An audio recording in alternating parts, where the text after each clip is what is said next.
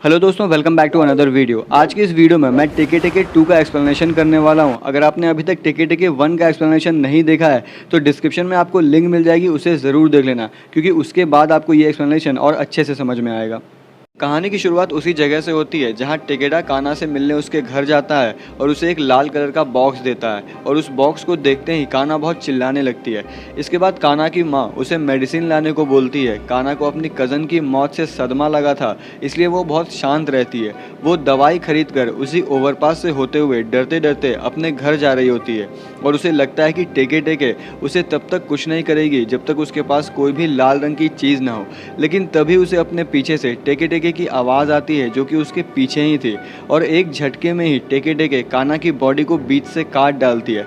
दरअसल उसके पास लाल रंग की मेडिसिन होती है जिसके बारे में उसे पता नहीं था और उसी वजह से टेके टेके उसे मार डालती है।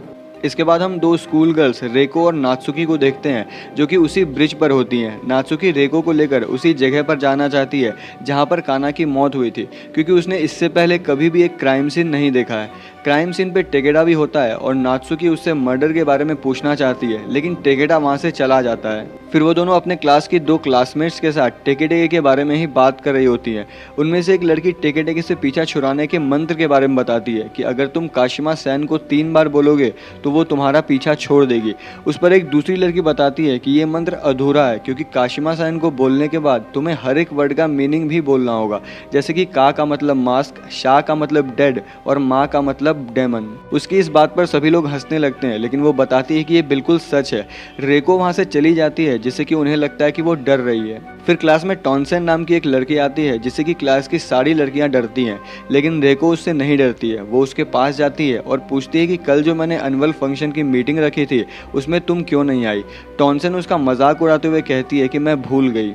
फिर क्लास में एनुअल मीटिंग के दौरान रेको सबसे उनके परफॉर्मेंस के बारे में पूछती है, लेकिन टॉन्सेन के डर से कोई भी कुछ नहीं बोलता है और उसकी फ्रेंड नात्सुकी भी कुछ नहीं कहती है और इसी तरह टॉन्सेन रेको को परेशान करती रहती है। नात्सुकी एक लड़की के साथ बैठी बात कर रही होती है और वहाँ टॉन्सेन आती है और उस लड़की को एक इशारा करती है। फिर वो लड़की नात्सुकी से टॉन्सेन के ग्रुप के साथ चलने के लिए पूछती है, जिस पर कि वो हाँ कह देती है। रेको नात्सुकी को उनके साथ ज़्यादा देख काफ़ी अपसेट हो जाती है, क्योंकि नात्सुकी उसकी बेस्ट फ्रेंड है। फिर नात्सुकी टॉन्सेन के पूरे ग्रुप के साथ एक रेस्टोरेंट में जाती है। उसमें से एक लड़की नात्सुकी से कहती है कि तुम रेको के साथ नहीं हमारे साथ रहा करो। नेक्स्ट डे स्कूल में टॉन्सेन और उसकी ग्रुप की लड़कियां रेको के पीछे पड़ जाती हैं और उसे बुली यानी कि परेशान करने लगती हैं, लेकिन नात्सुकी अभी भी रेको की दोस्त है और वो उससे बात करती है जिससे कि रेको को अच्छा फील होता है। इधर टेकेडा टेके टेके के बारे में बात करने के लिए अपने प्रोफेसर से मिलने आया है। प्रोफेसर उसे एक इन्वेस्टिगेटर की फाइल देते हैं जिसने काशिमा केस को इन्वेस्टिगेट किया था। वो टेकेडा को बताते हैं कि ये रूमर है कि काशिमा यानी कि टेके टेके जब जिंदा थी तो उसका रेप आर्मी वालों ने किया था, जबकि इन्वेस्टिगेटर के मुताबिक काशिमा का रेप 3 लड़कों ने किया था और उनमें से किसी को भी सजा नहीं हुई थी, क्योंकि काशिमा ने पुलिस को बताया था कि वो तीनों अमेरिकन सोल्जर्स थे। फिर टेकेडा अपनी कार में उस फाइल को पढ़ रहा होता है और उसे पता चलता है कि जिन तीनों लड़कों ने उसका रेप किया था वो तीनों ट्रेन से कटकर मारे गए थे और जिस दिन उनकी मौत हुई थी उस दिन काशिमा की तीसरी डेथ एनिवर्सरी थी। साथ ही उसे ये भी पता चलता है कि उस वारदात के दिन एक छोटे बच्चे ने काशिमा को उन 3 लड़कों के साथ देखा था जिसका नाम टोक्यो कांडो है। टेकेडा को याद आता है कि जब वो काशिमा के घर वालों से मिलने गया था तब वहाँ टोक्यो भी था जो कि अब बूढ़ा हो चुका है। इधर स्कूल में हम देखते हैं कि रेको के लॉकर में रखा बैग किसी ने फाड़ दिया है और कुछ लड़कियां उसे धक्का मारकर रास्ते से हटने के लिए कहती हैं। दोबारा जब वो लॉकर चेक करती है तो उसे पता चलता है कि उसका पर्स गायब है, इसलिए वो टॉन्सेन के ग्रुप की एक लड़की हायामा सान से जाकर अपने पर्स के बारे में पूछती है, लेकिन वो कहती है कि मैं तुम्हारे पर्स के बारे में कुछ भी नहीं जानती हूँ क्योंकि मैं वॉशरूम में थी। नात्सुकी रेको को बिना किसी सबूत के इल्जाम लगाने से मना करती है। फिर रेको और नात्सुकी साथ में घर जा रहे होते हैं तो उनके पास टॉन्सेन का पूरा ग्रुप आता है और वो नात्सुकी को अपने साथ लेके चले जाते हैं। रेको को ये बिल्कुल भी अच्छा नहीं लगता है, लेकिन फिर भी वो स्माइल करके अपने दोस्त को बाय बोल देती है। वो सभी लड़कियां नात्सुकी को लेकर एक रेस्टोरेंट में जाती हैं और टॉन्सेन उसे उसकी फेवरेट डिश खिलाती है और बताती है कि हम लोगों ने ही रेको का पर्स चुराया था और उसी के पैसों से ये सारी पार्टी हो रही है। नात्सुकी को इस बात से काफ़ी गुस्सा आता है, लेकिन टॉन्सेन उसे पर्स वापस देकर कहती है कि अब ये पर्स तुम ही रेको को वापस कर देना और फिर टॉन्सेन और उसकी बाकी लड़कियाँ वहाँ से चली जाती हैं। दूसरी तरफ हम रेको को देखते हैं जो कि उसी ओवरपास पे खड़ी होती है। वो हयामा-सान को कॉल करती है और सॉरी बोल के कहती है कि शायद मैंने ही गलती से अपना पर्स कहीं पे रख दिया होगा और तुम पे इल्ज़ाम लगाने के लिए मुझे माफ़ कर दो। फिर वो हयामा-सान को उसी ओवरपास पे बुलाती है। टेके टेके रेको के पैर के पीछे ही होती है लेकिन वो उसे कुछ भी नहीं करती है। फिर हयामा-सान अपनी एक दोस्त के साथ उसी ओवरपास पे आती है और रेको को ढूंढती है लेकिन वो उसे कहीं भी दिखाई नहीं देती है। उन दोनों को एक अजीब सी आवाज़ सुनाई देती है और वो ज़मीन पे टेके टेके को देखते हैं।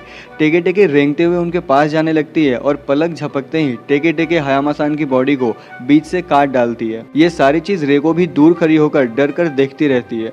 इसके बाद टेकेडा टेके टेके के घर वालों से मिलने जाता है कुछ सवाल करने के लिए। वो उस फाइल को टोक्यो के सामने रखता है और पूछता है कि उस दिन क्या हुआ था। टोक्यो मना करते हुए कहता है कि उसे अब कुछ भी याद नहीं है और टेकेडा से जाने के लिए कहता है, लेकिन टेकेडा उसे बताता है कि टेके टेके का भूत उसी ओवरपास पे है और उसने अभी तक कई सारे लोगों की जान ले ली है, इसलिए तुम्हें जो कुछ भी मालूम है वो मुझे बता दो। तो टोक्यो बताता है कि एक दिन मैं स्कूल बंक करके पहाड़ पे चला गया था और वहाँ मुझे एक लड़की के रोने की आवाज़ सुनाई दी और मैंने देखा कि 3 लोग काशिमा का रेप कर रहे थे और उनमें से एक वहाँ के चेयरमैन का लड़का था जिसका नाम हिरोशी नोमाज़ाकी था और इसी वजह से इस केस को दबा दिया गया था और ये अफवाह फैला दी गई थी कि उसका रेप अमेरिकन सोल्जर्स ने किया था। और इसी के बाद काशिमा ने तंग आकर उस ब्रिज से कूदकर आत्महत्या कर ली और कुछ समय के बाद काशिमा के श्राप ने उन तीनों की भी जान ले ली।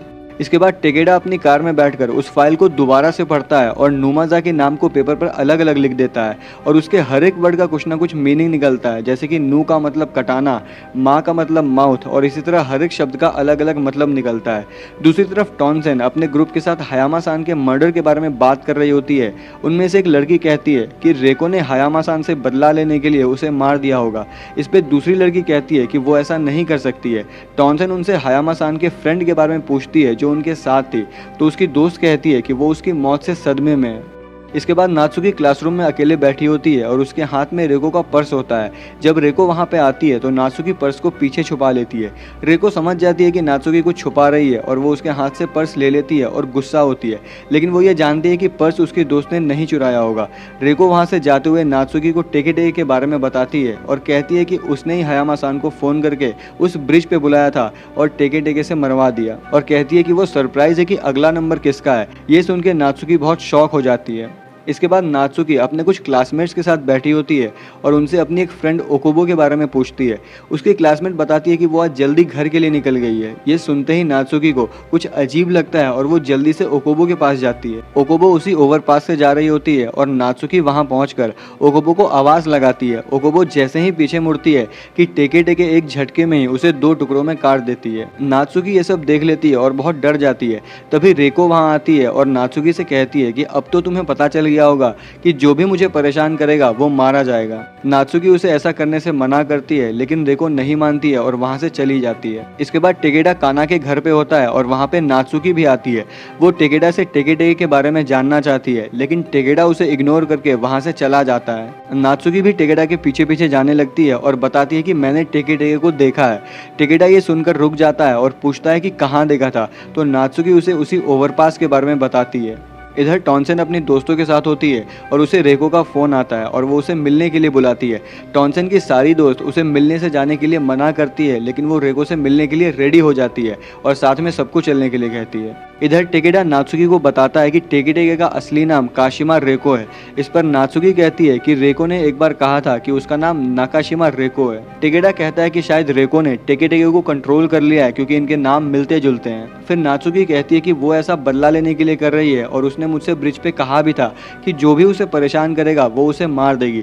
इसके बाद टेकेडा सभी मरे हुए लोगों का नाम कॉपी में लिखता है और बताता है कि उन सभी लोगों के नाम के कुछ कैरेक्टर के मीनिंग नोमाज़ाकी से कनेक्टेड हैं, जैसे कि हयामा-सान में यामा जिसका मतलब माउंटेन होता है और नोमाज़ाकी में भी एक एलिमेंट का मतलब माउंटेन है। उसी तरह बाकी लोगों के नाम में भी कुछ ना कुछ सिमिलर होता है। नात्सुकी टेकेडा से नोमाज़ाकी के बारे में पूछती है तो वो बताता है कि उसने काशिमा का रेप किया था।